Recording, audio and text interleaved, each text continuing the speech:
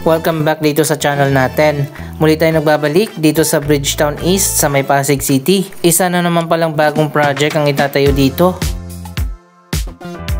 Nagkaroon na nga ng groundbreaking ceremony para sa isang bagong project na itatayo dito sa Bridgetown East, ang Helios Pickleball Center.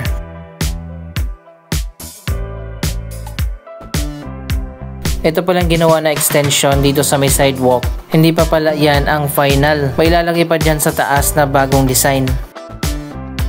Ang Bridgetown ang isa sa fastest developing area dito sa boundary ng Pasig at Quezon City. Kaya naman ang mga neighboring areas ay magkakaroon na rin ng development.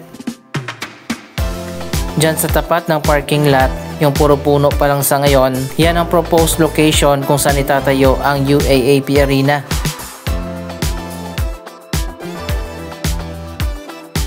Dito rin sa Bridgetown East, lumipat pansamantala ang Pasig City Hall. Sa wakas, alam na pala natin kung ano itong building na ginawa dito sa tabi ng football field.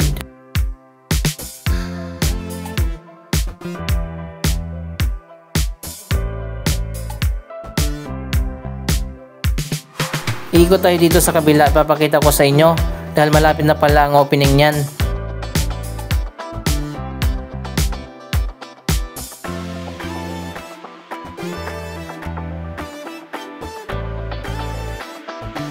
So ayan guys, finally meron ng poster at makikita na natin kung ano ang pangalan ng project na ito.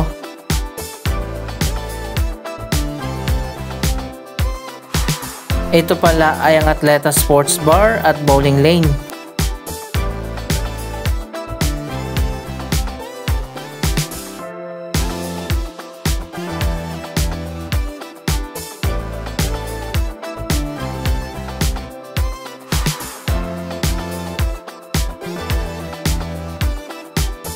So ayun mga dito sa poster, opening soon na at makikita nga natin itong mga bowling alley.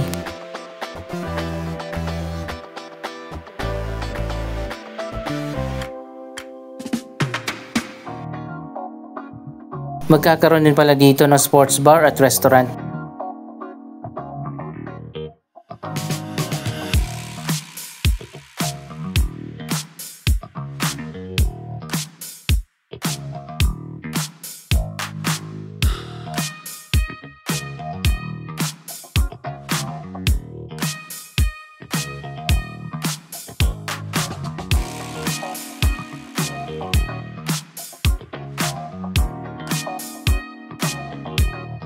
Ayon pa nga sa Robinsons Land Corporation, ang developer ng Bridgetown, hindi lang business district ang development na ito, ito na rin ay magiging sports at entertainment hub.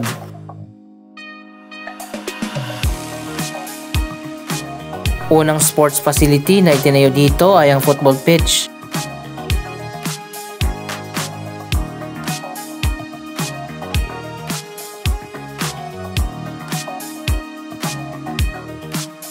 At ngayon naman, isa na namang sports center ang itatayo dito naman sa kabilang side. Ang bagong project na itatayo dito ay ang Helios Pickleball Center.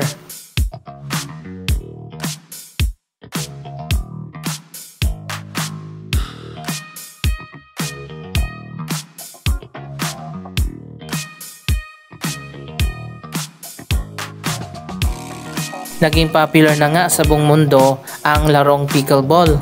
At pati na rin dito sa ating bansa, naging popular na rin ang laro na yan. Kaya naman magtatayo ang Robinsons ng bagong pickleball tournament facility.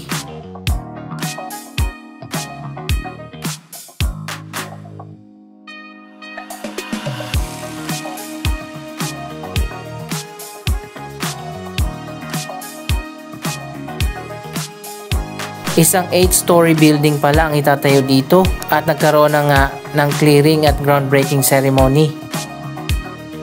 Ang bagong Pickleball Sports Center na itatayo dito ay magkakaroon ng 25 professional grade courts. Magkakaroon din ng stadium para sa tournament.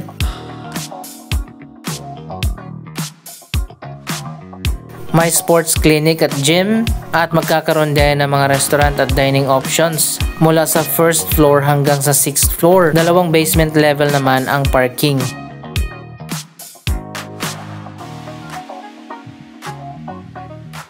Ang bagong division na Robinson Sports, Entertainment at Recreation ang magpapatayo sa proyektong yan. Kapartner nila ang Cosmos Athletic Ventures Corporation.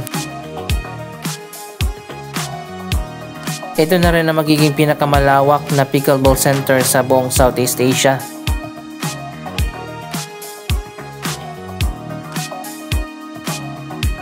Abangan natin ang bagong project na yan.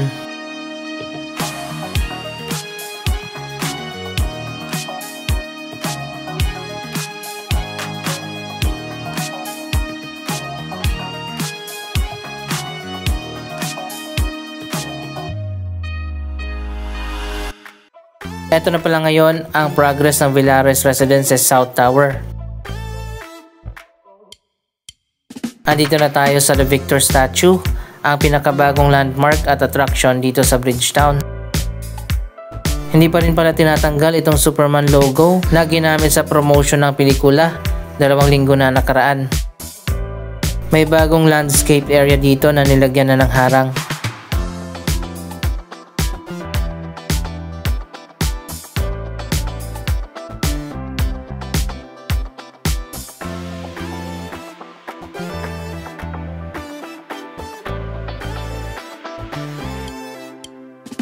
Ganito pala yung magiging final design na mga sidewalk.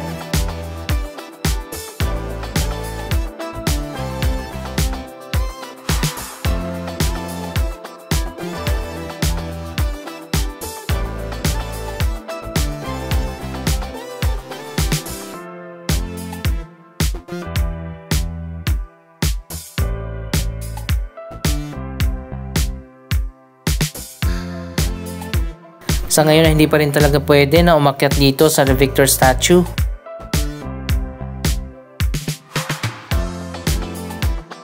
Abangan pa natin ang pagsisimula ng isa pang project, ang pedestrian walkway na magko-connect sa The Victor Statue patawid dun sa kabila sa Opus Mall.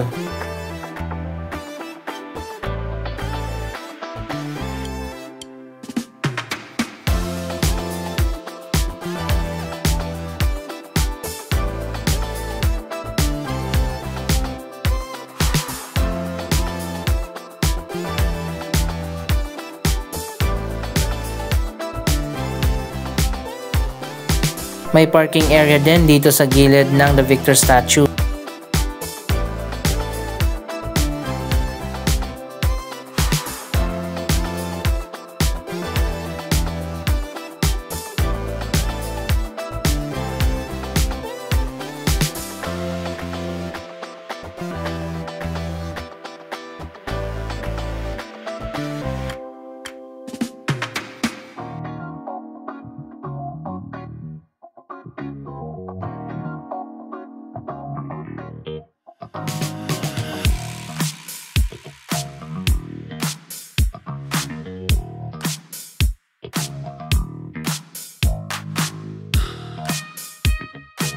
Tatawid ng Marikina River yung itatayo na bagong pedestrian bridge.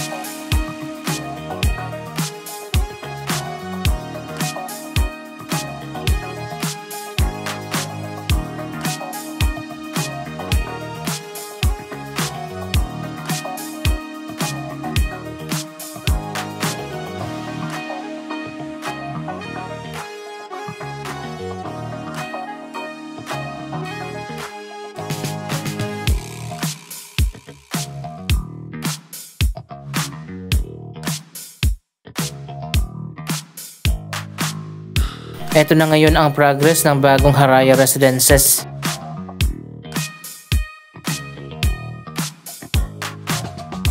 Sa kabila naman makikita natin ang Park Links. Yan ay development naman ng Ayala Land. Ito na ngayon ang bagong Hotel 101. Parking area pa lang yung natatapos.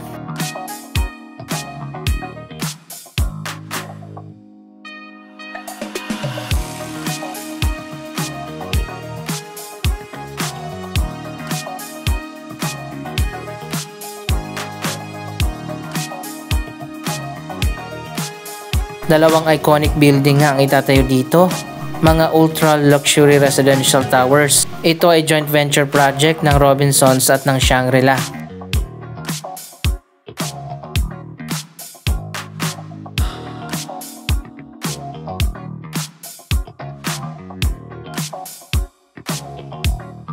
Ganito yung magiging design niyan kapag natapos na. Mas mataas pala yung isang building ng Haraya Residences at mukhang may commercial area dito sa baba.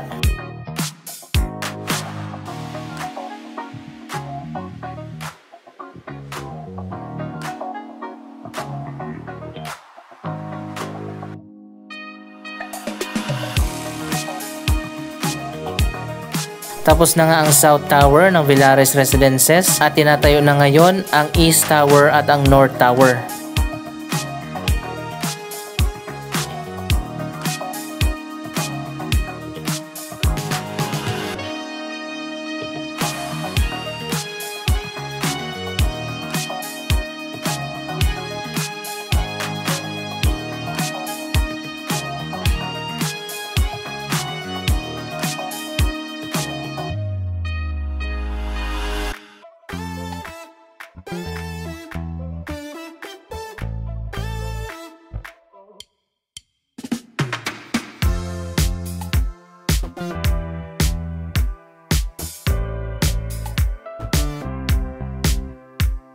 Napakalawak pala nitong Haraya Residences.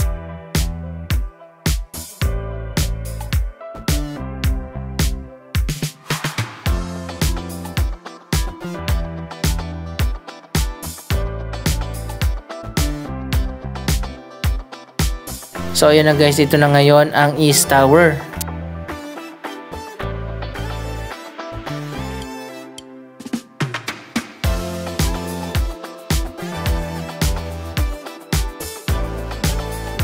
Ito yung sinasabi ko sa inyo dati na darating ang panahon na magdudugtong ang Bridgetown at ang Parklinks. Sa ngayon meron pang harang pero bubuksan din yan sa takdang panahon. Ito naman ang Cirrus Residences, tapos na rin.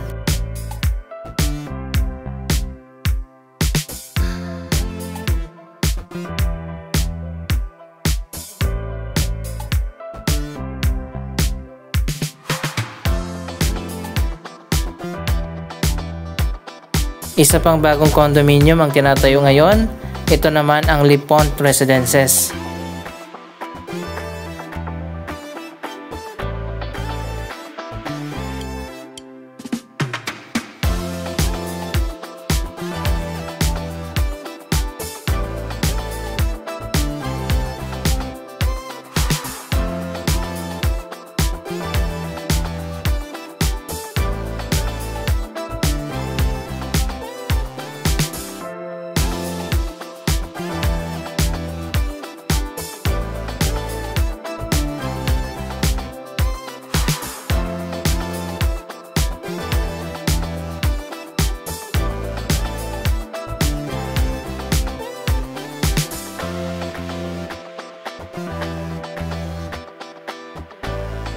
Marami pang bakante dito sa Bridgetown at marami pang project ang itatayo dito sa mga darating na mga taon.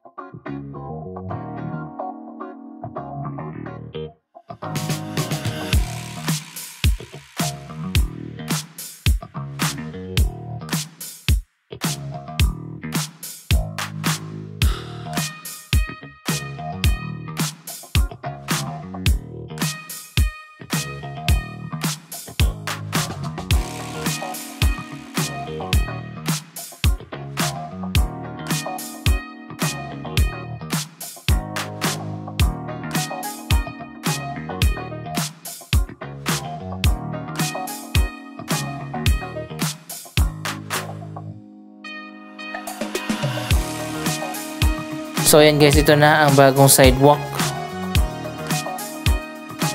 Andito na tayo sa Mercato Central Night Market. Maraming choices dito ng iba't iba mga pagkain. Anong masasabi nyo sa mga bagong development dito sa Bridgetown? Mag-comment lamang dyan sa baba ng inyong mga reaksyon. Maraming salamat sa inyong panonood. Huwag kalimutan na i-like, i-share ang video ito at mag-subscribe. Thank you for watching!